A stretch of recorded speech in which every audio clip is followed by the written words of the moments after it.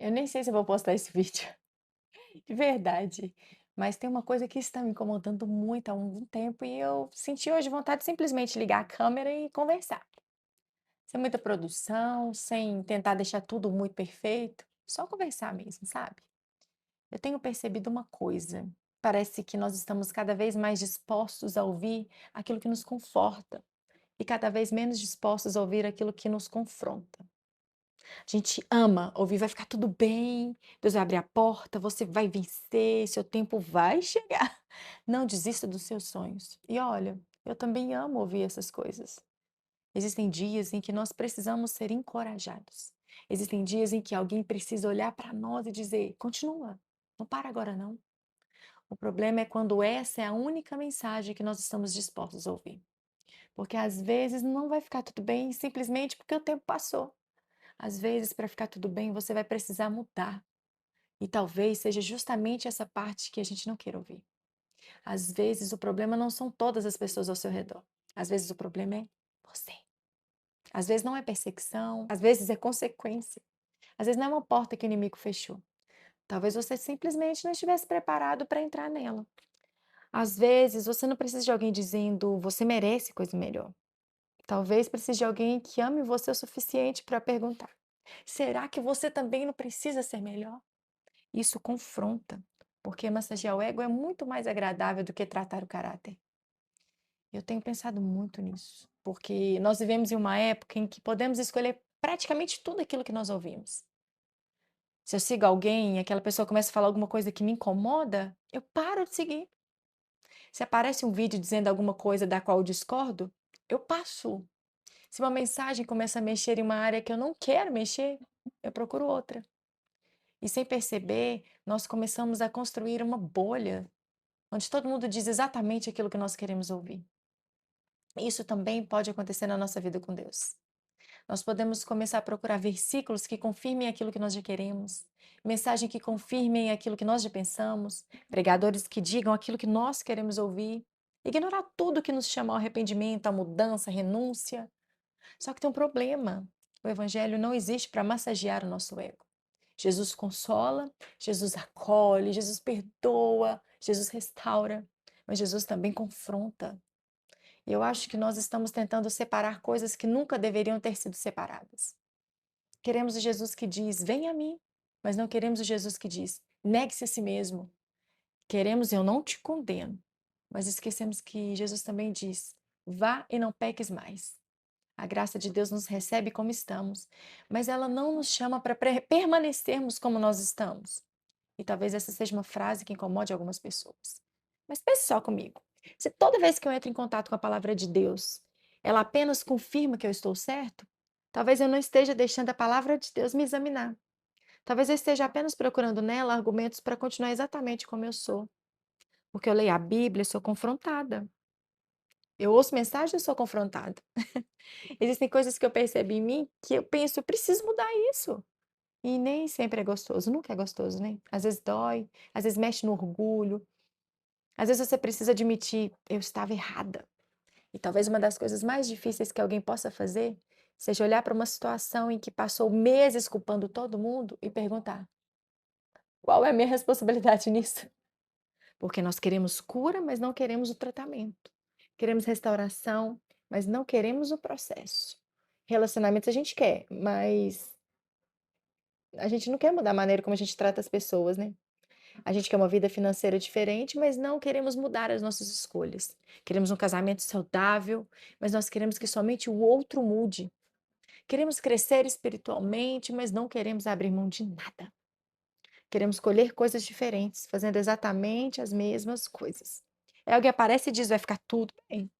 E aquilo conforta, é bom a gente ouvir. Mas talvez naquele momento a frase mais amorosa não seja vai ficar tudo bem, seja isso precisa mudar. Sabe o que é mais complicado? Às vezes nós confundimos confronto com falta de amor. Se alguém concorda comigo, essa pessoa me ama. Se alguém me confronta, essa pessoa está me julgando. Mas nem sempre, tá? Existe gente arrogante, sim. Existe gente que usa a verdade como desculpa para machucar.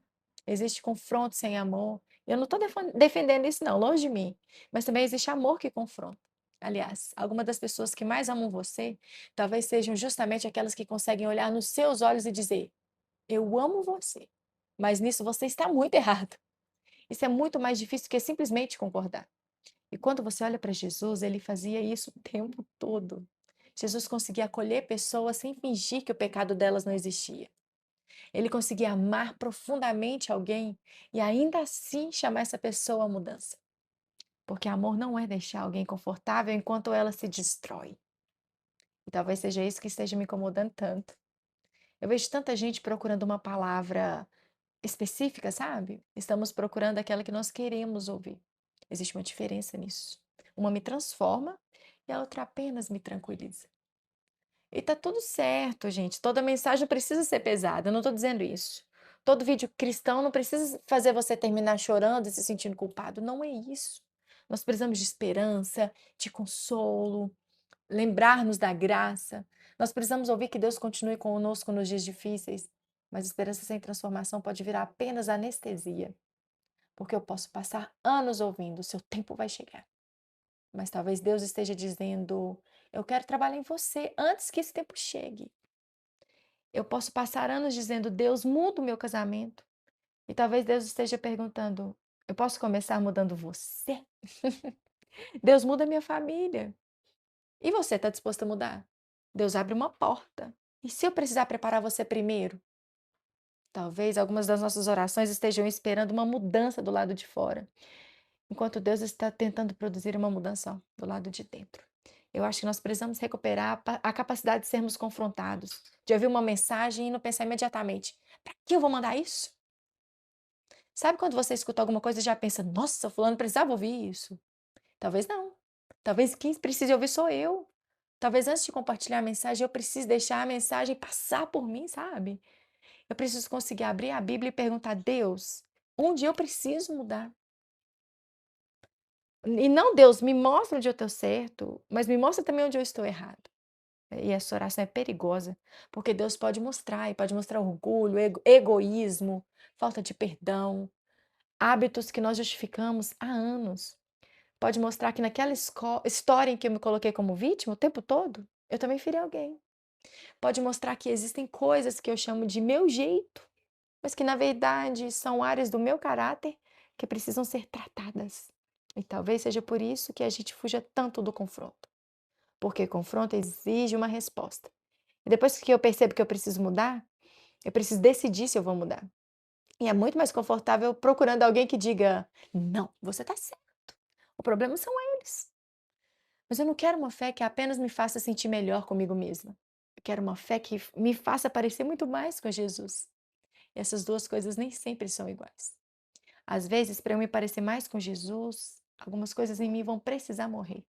Meu orgulho, minha necessidade de ter razão, meu ego, minha vontade de controlar tudo, alguns hábitos, algumas atitudes, algumas justificativas.